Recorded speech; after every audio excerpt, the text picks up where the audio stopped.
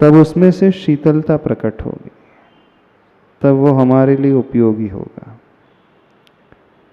देखने में ऐसा लगता है कि कच्चा घड़ा भी उपयोगी हो सकता है, लेकिन वह उपयोगी साबित होता नहीं। तो पूज्यवर गुरुदेव ने जो इसका नाम रखा है अग्नि की परीक्षा, बहुत सोच विचार करके रखा है। इस चतुर्थ अध्याय का, चतुर्थ खंड का, चांदी सी राख। जब परीक्षा दी जाएगी, वह राख चमकती हुई हो जाती है। कोयला अपने आप में बहुत कृष्ण वर्ण का होता है, काला होता है। कोयले को धोने से उसमें सफ़ेदी और कांति नहीं आती है, कोयले को तपाने से, जलाने से उसमें सफ़ेदी प्रकट होती। हमारा जीवन भी वर्तमान में सबका कोयले की भांति ही है, नहीं? अब हम चाहते हैं वो शुभ्रता हमारे भीतर प्रकट हो जाए, वो निर्मलता, स्वच्छता, वो चांदी सी कांति हमारे भीतर प्रकट हो जाए, लेकिन तपना हम चाहते नहीं। कितने लोग तपना चाहते? कोई नहीं चाहता। प्रतिकूलता से हर एक व्यक्ति डरता है। हमेशा ये भावना भाता है कि अनुकूलता ही अनुकूलता हमेशा मेरे जीवन में रहे, लेकिन वो असंभव बात है, होता ही नहीं, हो भी नहीं सकता। लेकिन मन है कि मानता ही नहीं, प्रतिकूलता की बात सुनते ही वो डरने लगता है। लेकिन जो वास्तविकता है उसे फेस तो करना ही पड़ेगा। हम नकार करके, मुंह मोड़ करके ये कहें कि नहीं, हमें नहीं चाहिए, वो होगा ही नहीं। हर एक व्यक्ति अच्छी अच्छी बातें चाहता है अपने लाइफ में, लेकिन हमने किसी के जीवन को नहीं देखा कि हमेशा उसके अनुकूलता ही रहती है। उसकी चाह तो अनुकूलता की रहती है, लेकिन मिलती प्रतिकूलता है। ये बड़ा कड़वा सत्य है, कड़वी सच्चाई है। जब मिलना है अवश्यम भावी है, कंपलसरी है, तो क्यों ना हम कमर कस के आगे बढ़कर के उसे एक्सेप्ट करना सीखें, स्वीकारना सीखें। जब हम आगे बढ़कर के स्वीकारना सीख लेंगे ना, फिर वह प्रतिकूलता हमें डराएगी नहीं और गिराएगी भी नहीं, क्योंकि हम जागृत हमेशा बने रहेंगे,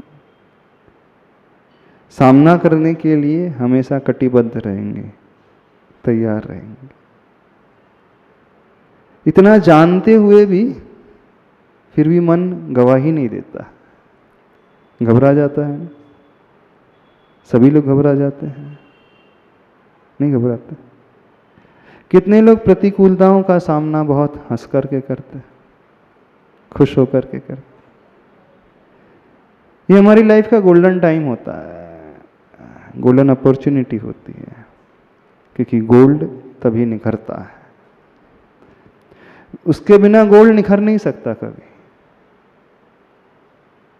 हर व्यक्ति शुद्ध सोना चाहता है, लेकिन तपना नहीं चाहता।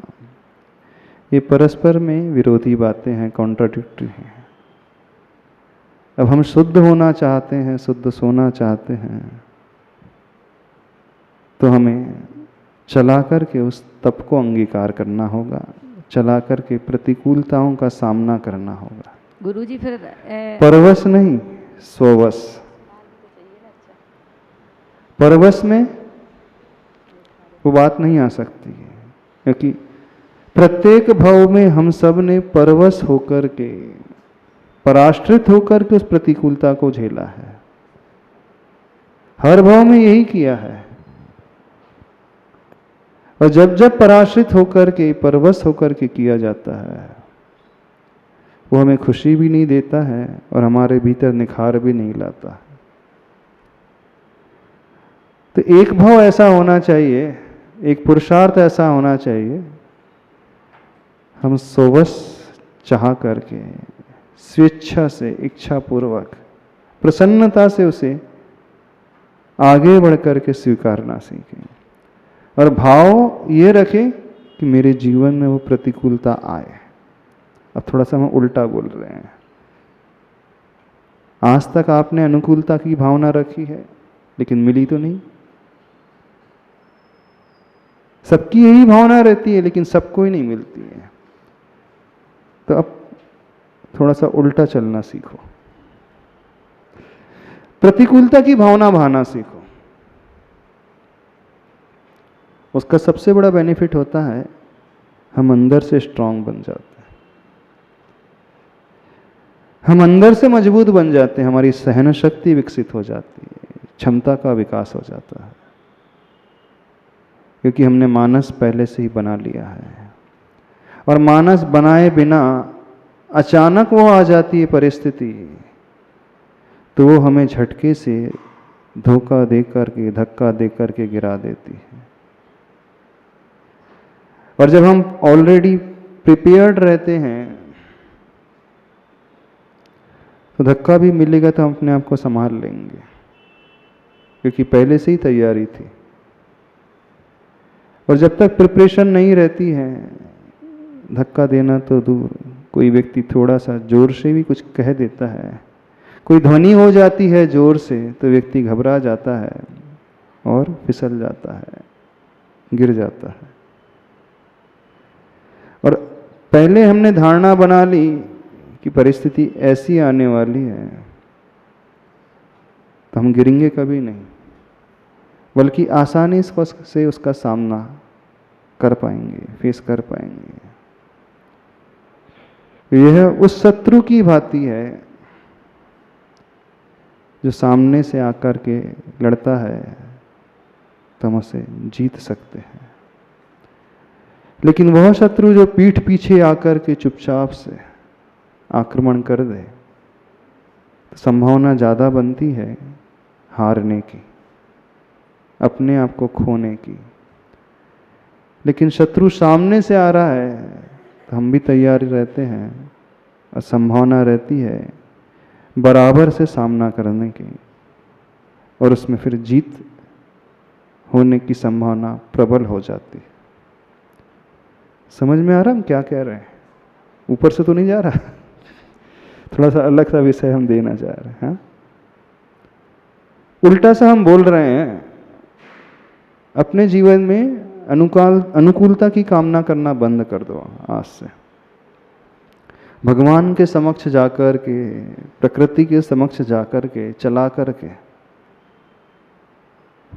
भावना भाव प्रतिकूलता की, हाँ, उतनी ही भावना जितनी हमारी शक्ति हो, उससे भी ऊपर नहीं भाना, नहीं है तो परिस्थिति और गड़बड़ हो जाएगी। फिर ऐसी उतनी ही भावना भाना जितना हम सहन कर सकते हैं, हम घबराएं ना।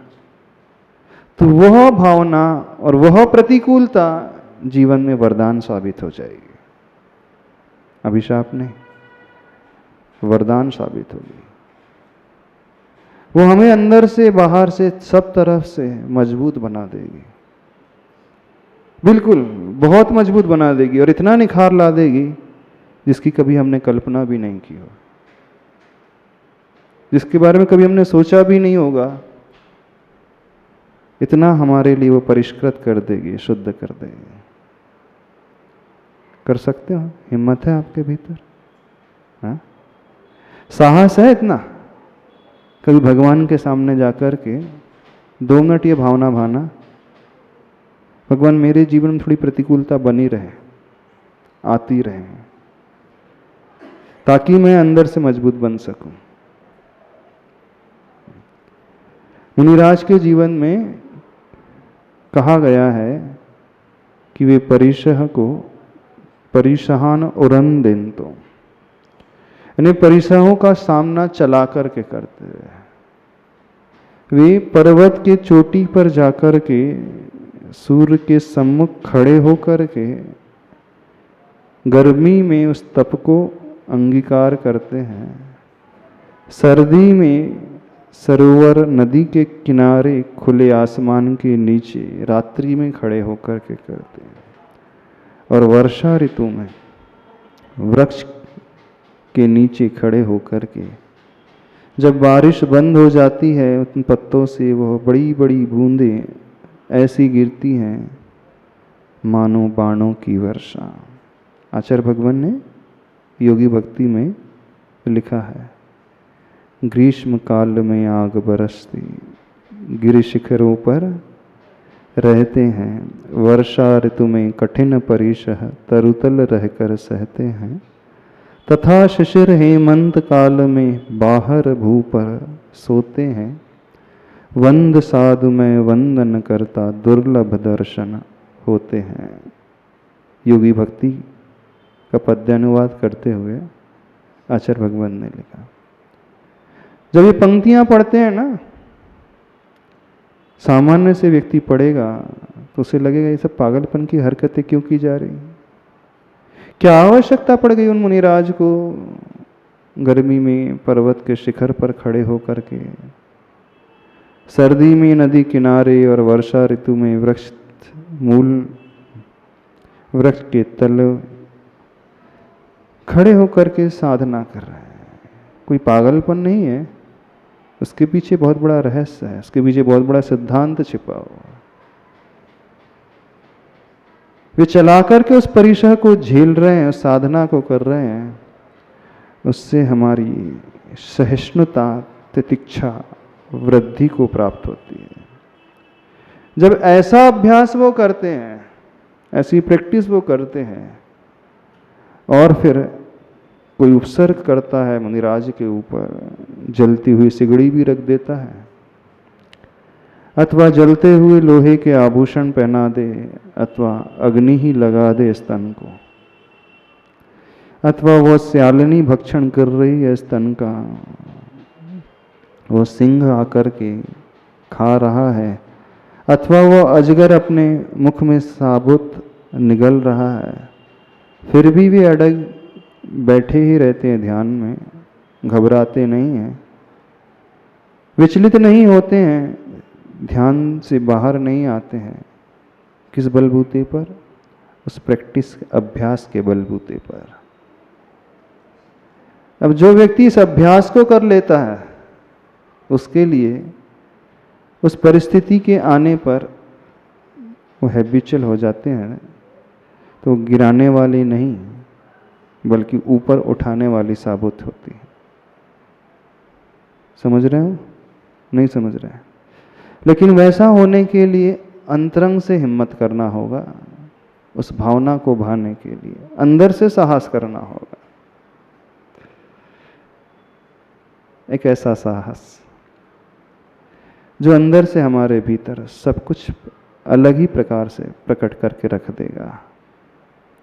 वह शुद्धता, वह शक्ति। क्या समझ रहे हो? थोड़ा सा ऊटपटांग तो नहीं बोल रहे? कौन सी भावना करने के लिए कह रहे हैं आपसे? कौन सी भावना भाने के लिए कह रहे हैं आपसे? जो आज तक भाई है ठीक उससे विपरीत, जो कामना आज तक की है ठीक उससे विपरीत, क्योंकि अभी तक की कामना अनुकूलता की है।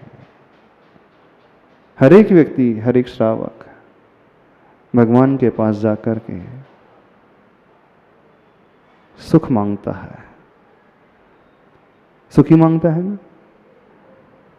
सुख की परिस्थिति मांगता है।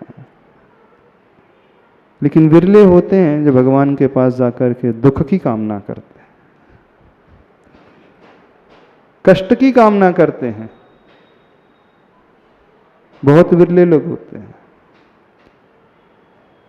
कोई पागलपन की हरकत नहीं है, ये अपना सुधार लाने का एक तरीका है, एक माध्यम होता है, अपने आप को ऊपर उठाने का एक माध्यम होता है। और यदवा तदवा भी नहीं है, ऐसा वैसा भी नहीं है, आगम के अनुरूप है। अब आप कह सकते हो महाराज जी ये सब भावना मुनि महाराज जो के लिए तो अच्छी लगती है। लेकिन किसी श्रावक के लिए जो घर गृहस्थी में उलझा है, वो वैसे ही बहुत परेशान है, वैसे ही वो हैरान है, वैसे ही वो दुखी है। उसके दुखों की श्रृंखला कम थोड़ी है, कम है आपके दुखों के कष्टों की श्रृंखला। वैसे ही ढेर है, लाइन लगी है वेटिंग में, एक खत्म नहीं की, चार पहले ही, चारों ही साइड से तैयार बैठी है। और हम कह रहे हैं कि उसमें थोड़ा सा और इजाफा कर लो। हाँ? तो आपको हमारी बात भी ऊट पटांग में लग रही होगी। हाँ हाँ, बोले मुनि महाराज तो 22 ही सहन कर रहे हैं, वो 2200 नहीं 22,000 सहन कर रहे हैं। अभी आपने इसके रहस्य को समझा ही नहीं, यदि आप ये सोच रहे हैं। क्योंकि वस्तु स्थिति को नकारने से वो परिस्थिति नहीं बदल जाती। हम मुख मोड़ लें, आंख बंद कर लें। घर में बिल्ली दूध पीती है ना, तो आंख बंद करके पीती रहती है और ये सोचती कोई मुझे देख ही नहीं रहा। बिल्कुल ऐसी बिल्ली के साथ ऐसी होता है, वो इस प्रकार से पीती है कि कोई देख ही नहीं रहा, घर मालिक देख ही नहीं रहा है, और पीछे से वो आकर के उसकी पिटाई शुरू कर। अब उस बिल्ली की भांति यदि आप आंख बंद करके भावना भाने लगो तो बच नहीं जाओगे। दूध ही पीना है तो आंख खोल करके पियो ना, उसमें चांसेस रहते हैं, देख रहा है मालिक आ रहा तो वो भाग भी सकती है। यह सोच करके कि वो आसपास खड़ा है, मालकिन आसपास कहीं से देख रही है, उसमें संभावना बनी रहती है बचने की। तो बिल्ली की भांति अपने आप को नहीं बनाना। यह सोचें कि कोई नहीं देख रहा है, सब कुछ जैसा हम सोच रहे हैं वैसा ही हो रहा है, सब कुछ अनुकूल ही चल रहा है। नहीं, हम वास्तविकता को स्वीकारना सीखें, एक्सेप्ट करना सीखें, और सत्य यही है। तो तैयारी यदि पहले से रहेगी, उसका सामना करने में आसानी रहेगी। ऐसा व्यक्ति कभी डिप्रेशन में नहीं आएगा, ऐसा व्यक्ति कभी अवसाद में नहीं जाएगा, ऐसा व्यक्ति कभी भीतर से टूटेगा नहीं। क्योंकि अनुकूलता की भावना में हम अपने आप को बहुत कमजोर बना लेते हैं, और प्रतिकूलता की भावना में हम अपने आप को अंदर से सॉलिड बना लेते हैं, मजबूत बना लेते हैं। जब अंदर से मजबूती आ जाएगी और रियलिटी सामने आने पर हम हारेंगे नहीं, उसका अच्छे से सामना करके आगे बढ़ जाएंगे। कभी कभी उन दृष्टांतों से ऊपर उठ करके, कथाओं से, कहानी से ऊपर उठ करके जिंदगी की वास्तविकता को भी पढ़ना सीखें, समझना सीखें। लाइफ में एक स्टेज के बाद मैच्योरिटी आना चाहिए, नहीं आना चाहिए। लड़कपन हमेशा अच्छा नहीं लगता, बचकानी हरकतें हमेशा अच्छी नहीं लगती। उम्र के साथ साथ थोड़ी प्रौढ़ता भी आना चाहिए। चलते चलते चिंतन में विकास भी होना चाहिए, तरीके में थोड़ा सा परिवर्तन भी होना चाहिए। क्योंकि व्यक्ति एक ही तरीके से जीता हुआ अभी तक आता है और उसका पूरा जीवन लगभग वैसा ही निकल जाता, वो बदलाव ही नहीं ला पाता। हर व्यक्ति ये अपेक्षा रखता है अपने बच्चों से कि उसके भीतर प्रौढ़ता आ जाए, मैच्योरिटी आ जाए, गंभीरता आ जाए, वो अपनी रिस्पॉन्सिबिलिटी समझने लगे। जब हम दूसरों से अपेक्षा रखते हैं रिस्पॉन्सिबल हम हो जाएं, तो धर्म के क्षेत्र में भी थोड़ी सी मैच्योरिटी लाना चाहिए, भावनाओं में भी मैच्योरिटी आना चाहिए। पुराने तरीके को बदल करके कुछ अलग। जो विषय दिया जाता है, जो हम पढ़ते हैं, स्वाध्याय करते हैं,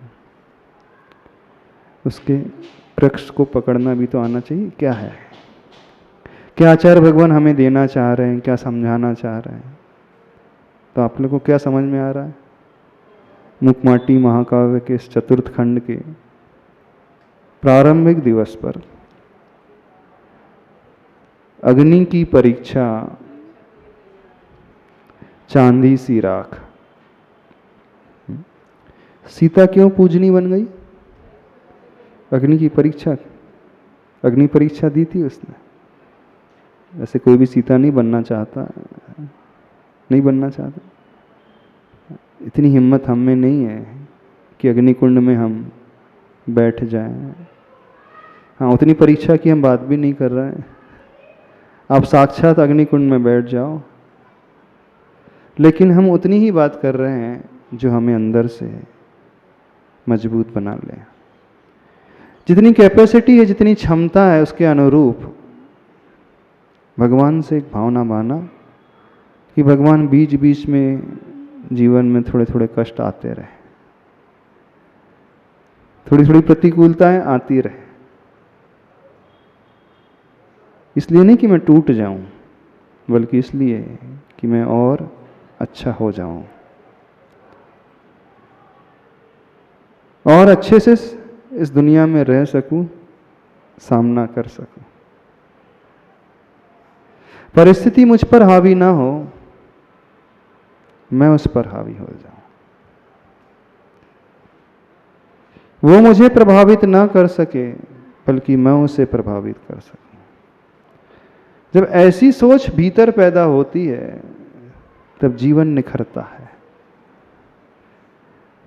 भीतरी और बाहरी दोनों ही जीवन कुछ अलग प्रकार का होता है। परीक्षा तो होगी ही, सबकी परीक्षा होगी। जब विद्यार्थी पढ़ने के लिए जाता है और यह सोचे कि परीक्षा ना हो, तो कभी वो सिंसियर नहीं हो सकता, है ना। कोरोना काल में जब ऑनलाइन आपकी स्टडी हुई, परसेंटेज तो बहुत अच्छे आ गए, लेकिन नॉलेज कुछ नहीं आया। मार्क्स तो आ गए, लेकिन कैपेबिलिटी बढ़ी, सीखा कुछ नहीं सीखा। ऑन पेपर डिग्री मिल गई, सब कुछ मिल गया, लेकिन आप भी जानते हो कि आपने अंदर से क्या पाया। पाया नहीं कुछ, जो था पहले वो भी खो दिया। ऑनलाइन स्टडी में इजी सब कुछ हो गया था ना, घर बैठे ही जैसा चाहे आप लिख सकते थे। कई की हेल्प लेकर के लिख सकते थे, चीटिंग करके, बड़ों से पूछ करके। बदले में क्या मिला? सिर्फ डिग्री, मार्क्स, लेकिन जिंदगी में कुछ नहीं मिला। जिंदगी के वे 2 साल और चले गए ना। वो बच्चा भी आज पछताता है, इससे तो अच्छा वहीं जाकर के थोड़ा बहुत होता था, कुछ तो सीख ही लेते थे। तो ऑनलाइन स्टडी आपके लिए अनुकूलता बन करके आई थी, लेकिन उसने आपको और पीछे ढकेल दिया। ऑफलाइन में परेशानी होती है, सहन करना पड़ता है, लग्जरी को छोड़ना पड़ता है, नींद को छोड़ना पड़ता है, कठिनाइयों को झेलना पड़ता है। लेकिन वह कठिनाई स्टूडेंट लाइफ की फ्यूचर के लिए बहुत इंपॉर्टेंट है। वही कठिनाई का दौर जो है उस विद्यार्थी को सिखाने वाला होता है। तो चाहे बात विद्यार्थी की हो, चाहे बात उस कुंभ की हो, कुंभ को भी जल धारण करने के लिए, अपनी अर्थ क्रिया करने के लिए तपना पड़ा। और हम ही सोच रहे हैं कि हमें तपना ना पड़े, कैसे संभव? तो क्या मानस बनाना है? तपने का। तपना अर्थ जो मन के प्रतिकूल आ रहा है, जो हमने चाहा नहीं था वो आ रहा है, चाहे वो शारीरिक हो चाहे वो मानसिक हो। जब जब बाहर का वातावरण इस प्रकार का निर्माण हो रहा है, वो हमारे भले के लिए ही हो रहा है। एक छोटी सी स्टोरी सुना करके बात विराम कर देते हैं। बहुत अच्छा एग्जाम्पल है, अब आपके लेवल तक हम आ जाते हैं, थोड़ा सा बात आपको इजीली समझ में आ जाएगी। बड़ी गजब की है वो स्टोरी। घर में एक छोटा सा बच्चा था और वहीं पर उसके बेडरूम के पास एक पक्षी ने एक अंडा दे दिया था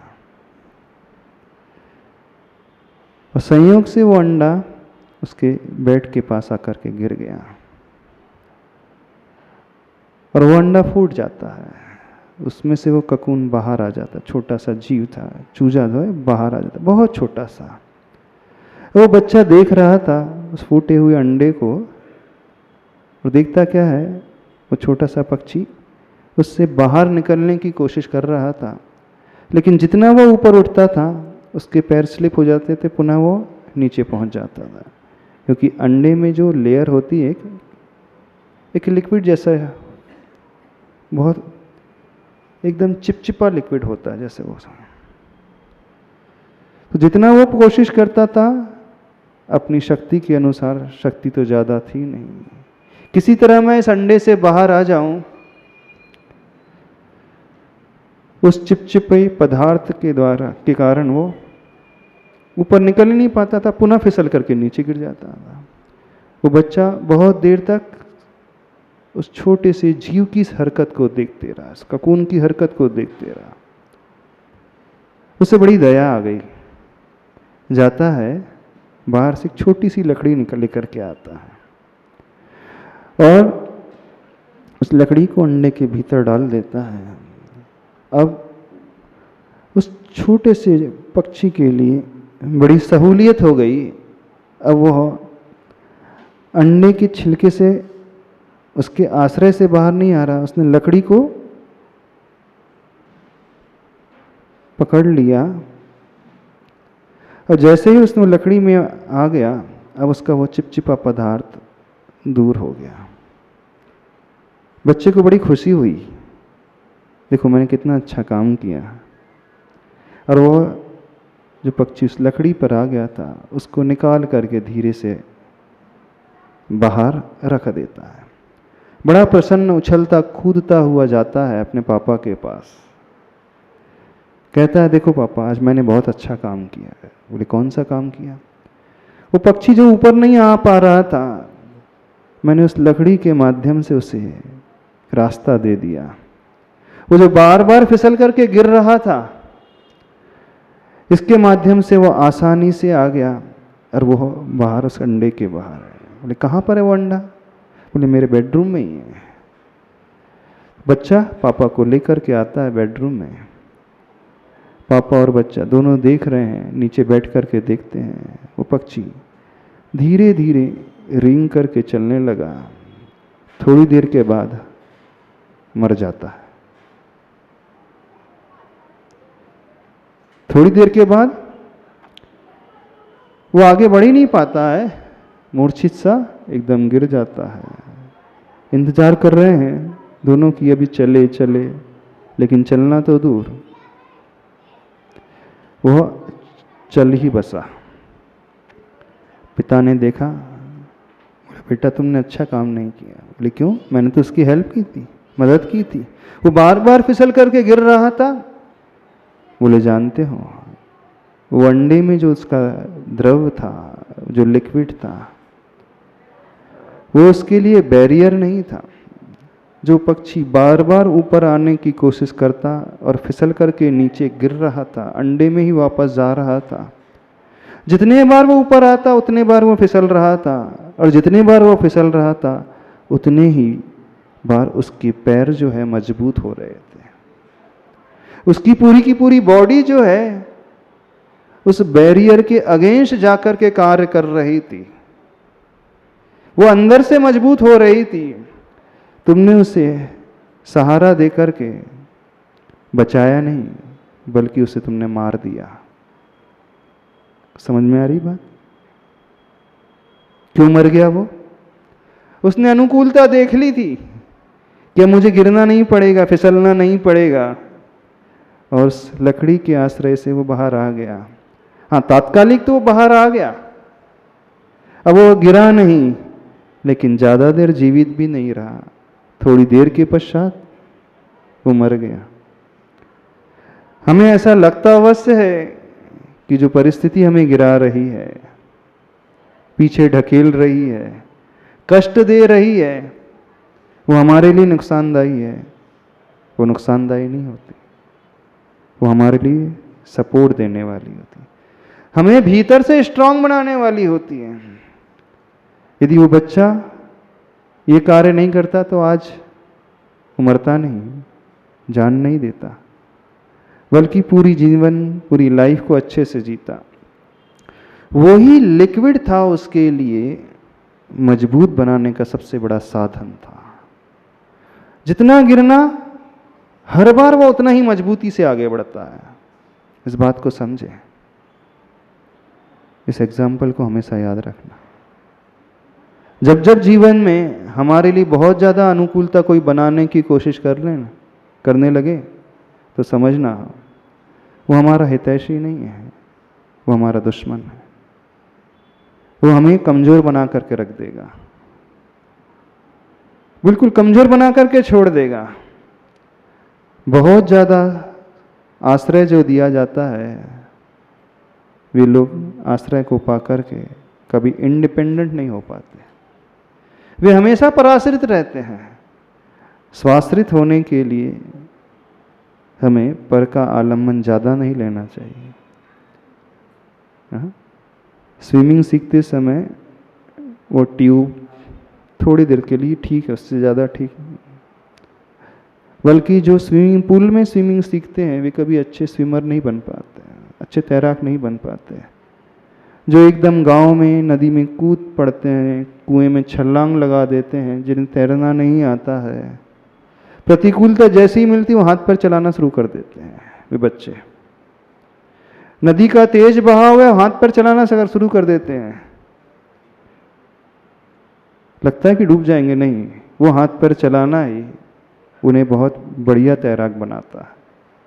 समझ रहे हो कि नहीं? तो जो सिटी में रह करके पूल में सीखते हैं ना, उसे काम चलाओ ही सीखते हैं, उससे ज़्यादा कुछ नहीं सीख पाते हैं। लेकिन जो शुरू से प्रतिकूलता का सामना करते हुए सीखते हैं, वो अंदर से बहुत मजबूत होकर के निकलते हैं। अलग ही प्रकार से वो अपने आप को मजबूत बना लेते हैं। क्या समझ में आया? परीक्षा देना नहीं देना, अग्नि की परीक्षा नहीं देना, तो क्या मांगोगे भगवान से? वो एक लकड़ी मिल जाए, अंडे से हम बाहर आ जाए, वो एक सपोर्ट मिल जाए किसी का, वो किसी का हाथ मिल जाए, वो अनुकूलता मिल जाए। कच्चे के कच्चे रह जाएंगे, कच्चे घड़े की भांति रह जाएंगे, कभी हम ऊपर नहीं आ पाएंगे। तो भगवान से चला करके प्रतिकूलता मांगना, वह प्रतिकूलता हमारे लिए वरदान साबित होगी, अभिशाप नहीं। वो हमें पीछे नहीं ढकेलेगी, वो हमें इतना संबल दे देगी, इतना इंडिपेंडेंट बना देगी कि बाहर कुछ भी क्यों ना हो, हम उसका सामना आसानी से कर पाएंगे। न हम मैदान छोड़ेंगे, न ही हम घबराएंगे। ठीक है, समय तो हो गया, शुरू तो करना था इस चौथे खंड को, पर आज भूमिका थी। पेज नंबर 270 से यह चौथा खंड शुरू हो रहा है। अब इसमें जो वर्णन आने वाला है उस घड़े को, कुंभ को तपाने का वर्णन आने वाला है। कैसे वो तपता है, कैसे वो अवे में जाता है, कैसे उस अग्नि को झेलता है। एक माटी के घड़े को भी मजबूत बनाने के लिए जब अग्नि की परीक्षा देना होता है, हम और आप तो जीवात्मा है ना, जीव है। एक जड़ वस्तु को मजबूत बनाने के लिए, परिष्कृत करने के लिए जब इतनी अग्नि सहन करना पड़ता है, तो जो जीवित है उसको परिष्कृत करने के लिए, अंदर से व्यवस्थित बनने के लिए कितना अधिक नहीं तपना होगा। इसका अर्थ है बहुत तपना होगा। चाहे वो सोने की बात हो, चाहे वो कुंभ की बात हो, चाहे वो दूध से घी को निकालने की बात हो, वह भी जड़ है, सब कुछ जड़ है। हर जड़ वस्तु में निखार, प्रतिकूलता, ताप से, अग्नि से आता है। और उसका जो शुद्ध भाव है फॉरएवर नहीं रहता, हमेशा नहीं रहता है। लेकिन जो जीवात्मा है, जब वो तपता है और जो पाता है वो अनंत काल के लिए पाता है। वो शक्ति भी पाता है अनंत काल के लिए, वो सुख भी पाता है अनंत काल के लिए। कभी छूटने वाला नहीं होता है, कभी टूटने वाला नहीं होता है। तो जब हम अनंत काल तक कुछ पाने की भावना, अनंत काल तक कुछ सुखी होने की भावना, अनंत काल तक उस शक्ति की भावना भीतर से भाने की बात कर रहे हैं, तो उसके लिए कितना नहीं तपना होगा बताओ। बहुत तपना होगा ना। तो तैयार हो तपने के, तैयार हो उस अग्नि की परीक्षा देने के लिए। नहीं है तो मानस बना लेना।